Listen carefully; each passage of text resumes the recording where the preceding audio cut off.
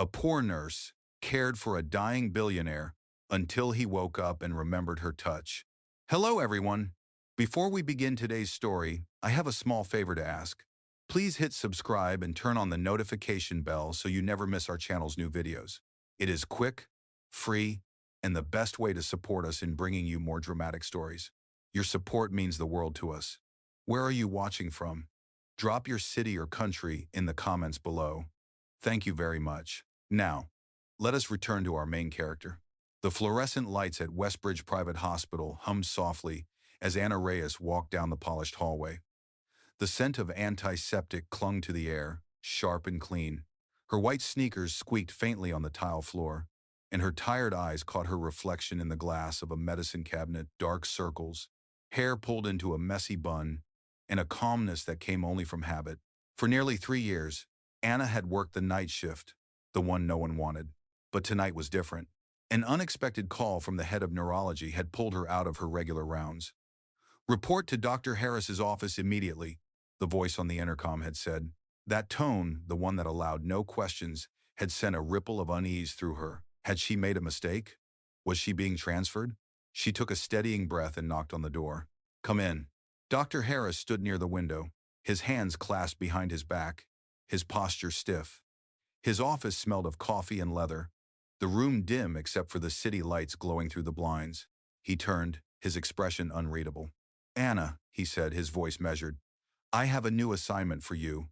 It is not for the faint of heart." Anna frowned. "What kind of assignment?" He gestured toward a thick file on his desk. On the front was a newspaper clipping showing the twisted wreck of a silver sports car. "Grant Whitmore," he said quietly. "You have heard the name." She had. Everyone had. The youngest billionaire in the city, the man behind Whitmore Technologies, a visionary entrepreneur, until the night his car veered off a bridge. He had been in a coma for almost a year, Dr. Harris continued. His family has grown distant, staff come and go. He needs someone who still believes in care, not just procedure. "I think that person is you." Anna's throat tightened. "You want me to take care of Grant Whitmore?" He nodded. "Starting tonight. Room 901. The suite has been prepared. He's 7 parody of rodents." When the elevator doors opened onto the top floor, the hum of the hospital faded into silence. The private wing was more like a luxury hotel than a medical ward. Soft lighting, oak panels, and a faint scent of roses from the vase near the nurse's station. Anna pushed open the door to room 901. The first thing she saw was the man lying motionless beneath crisp white sheets. Machines surrounded him, the slow rhythm of a heart monitor, the quiet hiss of oxygen. Even in stillness, Grant Whitmore looked formidable. His features were sharp, his jaw strong, his chest rising with mechanical precision. For a long moment, she just stood there. He had once ruled boardrooms, shaped the future of industries. Now he was silent, fragile, utterly dependent on others to survive. Anna rolled up her sleeves and prepared a basin of warm water. The steam rose gently as she wrung out a cloth. Her hands trembled slightly when she touched his arm, warm, solid, human. "Good evening, Mr. Whitmore," she whispered. "I will be your nurse for tonight." The monitor beeped steadily, the only answer. As she worked, her movements became methodical, cleaning his arms, checking his IV line, brushing away the hair that had fallen across his forehead. The quiet between them was almost sacred. "I heard you used to hate hospitals," she murmured, rinsing the cloth. "Guess we have that in common." Her voice broke the sterile air, soft and uncertain. She did not expect a response, but somehow it felt right to talk to him. Over the next hour, her words filled the silent stories about her mother's recovery, the stray cat that slept outside her apartment, even the bad coffee in the hospital cafeteria. "You probably cannot hear me," she said, "but if you can, just know that someone is still here. Say the in matter with a realm, in the Gardas." As she turned off the light, she looked back once more. His face was peaceful, but something about him made her pause. Maybe it was the faint curve at the corner of his lips, or maybe it was the thought that even a man who once had everything now depended on a stranger's care. Outside, the rain tapped gently against the tall windows of room 901. Inside, Anna whispered to the still air, "Good night, Mr. Whitmore," before closing the door. In the quiet hum of machines, The faintest movement flickered through his fingers, so small it could have been the wind. But Anna was already gone, unaware that the man everyone had given up on had just taken his first step back to life. The following night, Anna returned to room 901. The hallway outside was silent except for the faint hum of the air conditioner and the rhythmic clicking of her shoes. She balanced a tray with fresh linens, a notepad, and a vase carrying a single white carnation. She had started bringing flowers after realizing the room had none. It was a small act, but to her, every life deserved a sign of hope. When she entered, the scent of antiseptic greeted her as usual. The billionaire lay perfectly still, framed by the quiet glow of the machines that kept him alive. She checked his vitals, adjusted the IV, and made notes on her clipboard. Everything was as it had been, orderly, sterile, untouched by time. "Good evening again, Mr. Whitmore," she said softly. "It is still raining outside. The city must be washing away something tonight." She smiled faintly at her own words, dipping a clean cloth into warm water. The routine was second nature by now, yet there was a tenderness in every motion, the way she wiped his hands, straightened his sheets, or brushed his hair aside. Sometimes she talked about nothing in particular, about the cafeteria cook who always burned the toast, about her favorite diner downtown that served the best blueberry pancakes, about how her mother used to say, "Kindness is medicine too." Anna laughed quietly. "If she saw me talking to a man who cannot answer, she would say I have finally lost it." The monitor beeped steadily in response. It made her pause. "I like to think you are listening," she whispered. Days blurred together, morning rounds, patient charts, the long elevator ride up to room 901. She rarely saw the billionaire's relatives. Once his assistant dropped off documents and barely looked at him. The rest of the staff treated the suite like a museum, efficient but detached. Only Anna stayed longer than her shift required. One evening, as the rain hammered against the tall windows, she noticed something different. She was wiping his left arm when she felt a faint twitch beneath her fingers. She froze, staring at his hand. The movement was small, barely there, but it sent a chill down her spine. "Mr. Whitmore?" she whispered. No response. The monitor kept its calm rhythm. She shook her head and exhaled. "I must be imagining things." Yet when it happened again 2 nights later, the doubt became impossible to ignore. His fingertips shifted slightly, almost imperceptibly. She pressed the call button. Dr. Harris arrived with a clipboard and an expression that suggested skepticism. "You said you noticed movement?" "Yes, sir," Anna replied. "At first I thought it was just muscle reflex, but it keeps happening. His hand, sometimes his eyelids. It is subtle but real." The doctor examined the billionaire's chart, adjusting the monitor. "It could be involuntary," he said after a moment, "but we will run tests." He left soon after, and the room felt even quieter than before. Anna remained beside the bed, her hand hovering over his. "If you can hear me," she said softly, "please do not stop fighting." That night she did not leave after her shift ended. She sat by the window, watching the city lights flicker across the wet streets below. Somewhere in those millions of lives, people were falling in love, losing hope, starting over. Here, in this silent room, one man was balanced between worlds, and she was the only one waiting for him to choose life. When dawn broke, a soft orange light crept through the blinds. Anna rose, stretched her aching back, and prepared for one last check before heading home. As she leaned over to fix his pillow, she felt it again, a pressure, gentle but deliberate, against her wrist. Her breath caught. She looked down. His fingers had moved. Not a twitch this time, but a slow, fragile curl around her hand. "Grant," she breathed, her voice trembling. "Can you hear me?" The heart monitor quickened. Beep, beep, beep. Tears blurred her vision as she pressed the intercom. "Dr. Harris, it is Anna. He is responding. His vitals are increasing." Within minutes, the room filled with footsteps and voices. Lights brightened, machines adjusted. Anna stepped back, her pulse racing. "Remarkable," Dr. Harris murmured, checking the readings. "He is showing signs of neurological recovery. This should not be possible yet," but Anna barely heard him. Her eyes stayed on the man in the bed. His hand still rested in hers, as if refusing to let go. When the room finally emptied and quiet returned, she whispered, "Welcome back, Mr. Whitmore. I knew you were still in there." The billionaire did not open his eyes. Not yet. But his fingers tightened just slightly, and for the first time in a year, the sound of the monitor did not feel mechanical. It felt like a heartbeat finding its way home. By the next morning, the entire hospital buzzed with whispers. The billionaire in room 901 had moved, and the nurse who witnessed it had stayed through the night. For the first time in months, hope filled the sterile air of Westbridge Private Hospital. Anna walked back into the suite, her heart pounding. The blinds were half open, spilling soft sunlight over the bed where Grant Whitmore now lay with faint color returning to his cheeks. Machines still surrounded him, but the rhythm of the monitor had changed. It sounded alive. Dr. Harris entered with a team of specialists, their faces tense with a mixture of skepticism and excitement. "All right, everyone, quiet, please," the doctor said. He leaned close, shining a penlight across Grant's eyes. Pupil response detected. "That is good." Anna stood at the side of the bed, hands clasped tightly. She could feel her pulse in her ears. Then, his eyelids flickered. "Mr. Whitmore," Dr. Harris said clearly, "can you hear my voice?" A faint groan escaped the man's lips.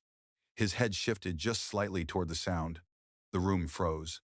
One of the monitors beeped rapidly. Anna took a single step forward, unable to breathe. "Grant," she whispered, "you are safe. You are in the hospital. We have been waiting for you." His lips moved, struggling to form words. The voice that emerged was rough and broken. "How long?" Dr. Harris quickly answered, "You have been in a coma for 11 months. Grant blinked slowly, his gaze unfocused. His throat worked as if forming another question, but nothing came out. Anna adjusted his oxygen tube gently. "Do not push yourself. Just rest," she said softly. His eyes turned toward her, unsteady but searching. For a fleeting moment, confusion and recognition crossed his face at once. "You," he rasped. "Your voice." Anna froze. "You remember my voice?" He nodded weakly. "You talk to me. Every day." Her heart swelled with disbelief. The doctors exchanged stunned glances. Dr. Harris exhaled slowly. "That confirms auditory awareness during coma," he said half to himself. "Unbelievable." As the team left to prepare additional scans, Anna stayed beside him. His gaze followed her, heavy with exhaustion, yet strangely calm. "You kept me alive," he murmured. The words faint but clear enough to make her chest tighten. She smiled through tears. "No, Mr. Whitmore. You kept yourself alive. I just refused to give up on you." For a long moment, neither spoke.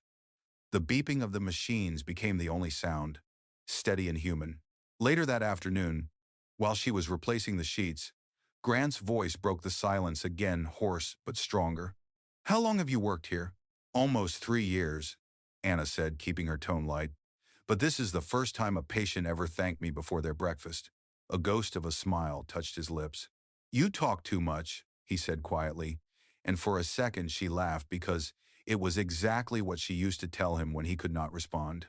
Outside, the sky shifted from gray to gold as evening approached. The rain had finally stopped. The city below glowed beneath the fading light. As Anna noted his vitals one last time, she looked at him and said softly, "Welcome back to the world, Mr. Whitmore." He studied her face, his voice barely above a whisper. "It feels like I never left it. Because of you." And though she tried to smile, Anna felt something stir deep inside, a warmth she had not expected, and a fear that the line between duty and feeling was starting to blur. In the days that followed, the once silent room came alive with cautious optimism. Grant Whitmore remained weak, but his recovery stunned everyone. Doctors visited in shifts, physical therapists scheduled daily sessions, and the hospital administrators whispered about what his awakening might mean for the press. Through it all, Anna Reyes stayed close, never missing a single shift. Each morning began the same way. She would open the blinds, letting sunlight filter across his bed. "Good morning, Mr. Whitmore," she would say cheerfully. "Time for vitals and breakfast." He would look at her with faint amusement, his voice still rough but steady. "You really do talk too much," he teased one morning. "I warned you," she replied with a smile. "You are the one who woke up to it." Between medication checks and therapy sessions, they began to talk. Sometimes, Grant asked about the world he had missed, what had changed, what stayed the same. Other times, he listened as she spoke about small things: the cafeteria's terrible coffee, her late mother's favorite song, or the nurse on the night shift who snored in the break room. One afternoon, while helping him practice holding a spoon again, she noticed the frustration on his face. The spoon trembled, soup spilling onto the tray. "Do not rush," she said gently. "Your body just needs time." He exhaled sharply, jaw tight. "Time," he muttered. "That is what everyone says. But time is what I almost ran out of." She met his gaze steadily. "Then make it mean something now." The silence that followed was deep, almost fragile. He looked at her for a long moment, then nodded slightly, as if accepting a truth he had been avoiding. By the end of the second week, Grant was strong enough to sit in a wheelchair and spend short moments by the window. Anna brought him small comforts, a newspaper, a cup of tea, a vase of fresh carnations. One evening, as the sun painted gold across the skyline, he asked softly, "Why did you keep talking to me when everyone else gave up?" Anna hesitated, folding her hands in her lap. "Because silence is dangerous," she said finally. "People in comas may not speak, but they are still human. I could not stand the idea that no one cared enough to speak to you." He smiled faintly. "You are stubborn," she laughed. "Occupational hazard." When she helped him back to bed, his hand brushed hers. It was not by accident this time. Their eyes met, and the air seemed to still. "Thank you," he said quietly. "Get some rest," she answered, her voice softer than she intended. As the lights dimmed and the machines hummed their quiet rhythm, Anna realized that somewhere between duty and compassion, something new had begun to take root. A fragile connection that neither of them could yet name, but both had already started to feel. 2 more weeks passed, and Grant Whitmore continued to heal faster than anyone expected. The news of his miraculous recovery spread quietly through Westbridge Private Hospital, but he refused all interviews and visits from the press. His world, once full of business deals and public appearances, had narrowed to a single room and to the nurse who never treated him like a headline. Every morning, Anna Reyes entered with her soft, steady voice, bringing the light back into his day. She checked his blood pressure, changed his bandages, and helped him with his physical therapy exercises. But beyond the medical care, their conversations became the real medicine. One afternoon, while they sat by the window, Grant stared at the skyline. "I used to see that view from my office," he said quietly. "I thought I was on top of the world. Funny how the world feels much smaller when you are lying in a hospital bed." Anna poured him a glass of water and smiled. "Maybe smaller is not always bad. You notice more when life slows down." He looked at her, eyes thoughtful. "You make it sound simple." "It is not simple," she said. "It just feels more honest." For the first time since waking up, Grant laughed a real, unguarded laugh. The sound surprised both of them. "You should charge extra for this kind of therapy," he said. "I do not think the hospital's billing system has a code for emotional stubbornness," she replied, smiling. Days melted into a quiet rhythm. Anna brought him books to read, sometimes staying after her shift to listen as he tried to speak longer sentences. Once, when his hand trembled too much to turn a page, she sat beside him and read aloud. Her voice was calm and warm, filling the room like music. Then one evening, while cleaning his IV port, she noticed his expression darken. "What is it?" she asked. He hesitated. "My brother," he said slowly. "Nathan. He visited once while I was unconscious. The doctors said he managed some of my business during that time." Anna nodded, waiting. Grant's voice grew quiet. "Before the crash, we were fighting over a merger. I remember the brakes failing that night. Sometimes I wonder." His words trailed off. She looked at him carefully. "You think it was not an accident?" He met her eyes. "I think I need to find out." A chill passed through her, but she only said, "Then you will, when you are stronger." He exhaled and nodded. "If I do, it will be because you gave me the strength to wake up." Anna felt her throat tighten. "Do not thank me yet. You still have more healing to do."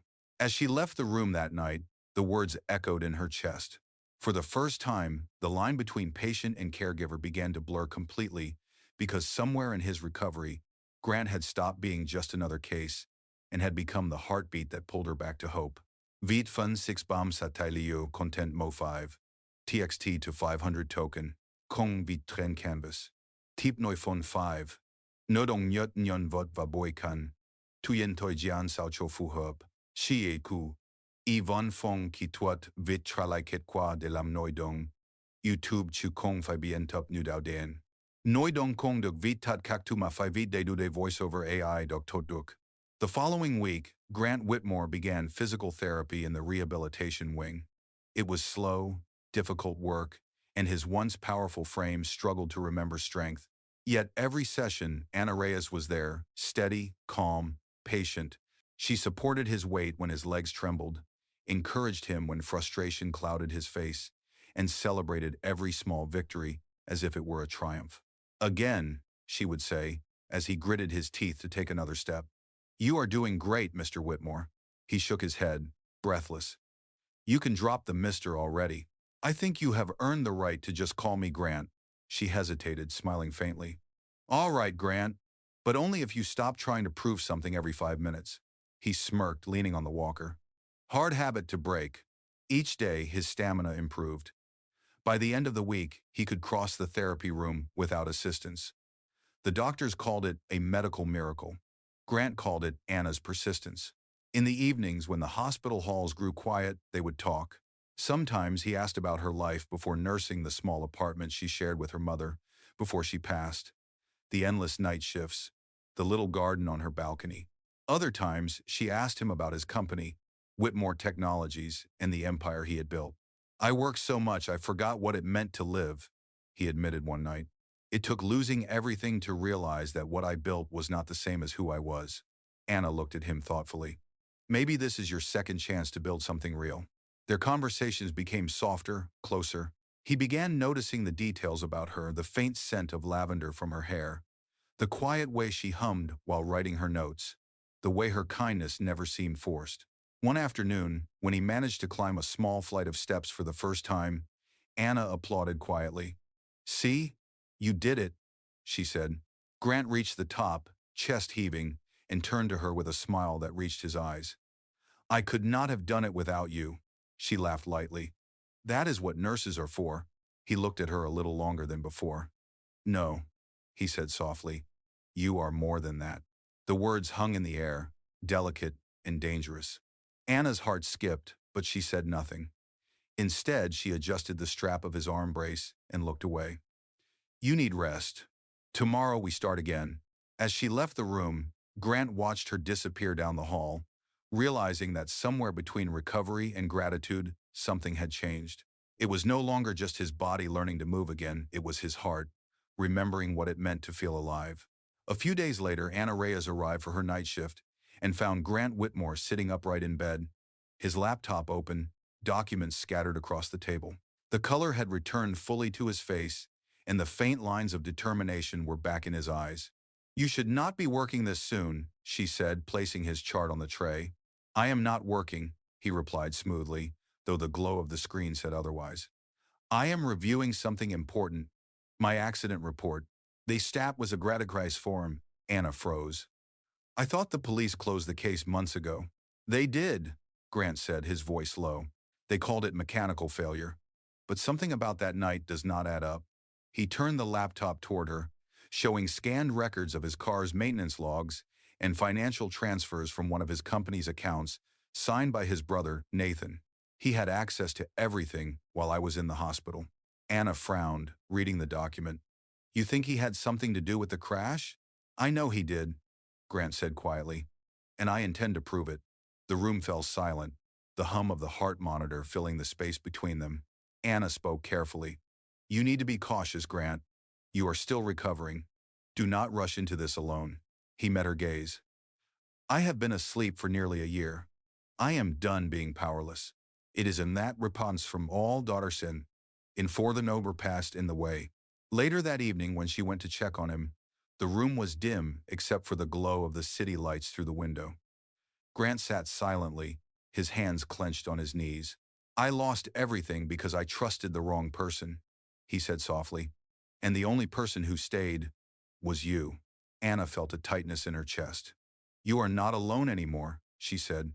He looked at her, eyes filled with something deeper than gratitude. "That is exactly what scares me," he whispered. The words lingered long after she left the room. Outside, the city lights flickered like distant stars, while inside, both of them began to realize that what bound them now was more than duty or recovery. It was the dangerous beginning of something neither of them could deny. 2 mornings later, Anna Reyes arrived at the hospital to find security guards outside room 901. The tension in the hallway was sharp enough to feel. Inside, Grant Whitmore stood by the window, fully dressed in casual clothes instead of a hospital gown. His expression was cold, focused, and unreadable. "What is going on?" she asked, closing the door behind her. Grant turned, holding a printed document. "It is true," he said. "Nathan transferred funds from the company's medical research division into an offshore account the same week my car crashed. He tried to hide it, but I had my legal team trace the transactions." Anna's pulse quickened. "Grant, you cannot confront him like this." "Not yet. You are barely out of the hospital." "I cannot wait," he replied. "He already knows I am awake. Last night I received a message from an unknown number. It said, 'Stay out of this, or you will regret it.'" Anna's heart pounded. "That means he is desperate. Please tell the police." And Jux's Houster. He looked at her, his voice steady but filled with emotion. "I trust you more than anyone, Anna. But this is my fight." Before she could respond, the door swung open. Two men in suits stepped in, led by Dr. Harris and a uniformed officer. "Mr. Whitmore," the officer said, "we have received confirmation of your report. Your brother Nathan Whitmore has been detained for questioning." Grant exhaled, shoulders sagging with a mix of relief and disbelief. "So it is over," he whispered. Anna stepped closer. "Justice will take care of the rest," she said softly. As the officers left, Grant looked at her, eyes glimmering under the morning light. "I thought revenge would make me feel alive again," he said. "But it does not. What does is standing here, knowing that you never left me." She smiled gently, her voice barely above a whisper. "Healing is not about what you lose, Grant. It is about who stays." For the first time, the silence between them was not empty. It was peaceful, filled with unspoken gratitude, and something even deeper that neither dared to name yet. Weeks later, the world outside the hospital had already moved on from the story of the sleeping billionaire. Reporters filled headlines with business updates and speculation. But for Grant Whitmore and Anna Reyes, life had taken on a quieter rhythm. Grant's health was fully restored. The bandages were gone, the machines silent. Yet every time he passed room 901, he slowed down, remembering the long nights, the sound of her voice, and the fragile thread of hope that had brought him back. That evening, he asked Anna to meet him on the rooftop garden of Westbridge Hospital. The sunset painted the sky with gold and rose, and a gentle wind carried the scent of carnations, the same flowers she had brought to his room every morning. "You brought me back to life, Anna," he said softly. "Not just my body, but everything I thought I lost. I do not want to go back to the world I had before, not without you." Anna's eyes shimmered in the fading light. "You do not owe me anything, Grant." He smiled, shaking his head. "You are wrong. I owe you everything that matters." From behind his back, he revealed a small bouquet of white carnations and a simple silver ring. "Room 901 was where I survived," he said. "But this is where I start living again. With you."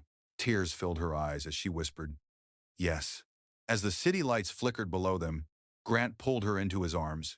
For the first time, there was no sound of machines, no fear, only the steady rhythm of two hearts that had both learned how to heal. Healing does not always mean curing.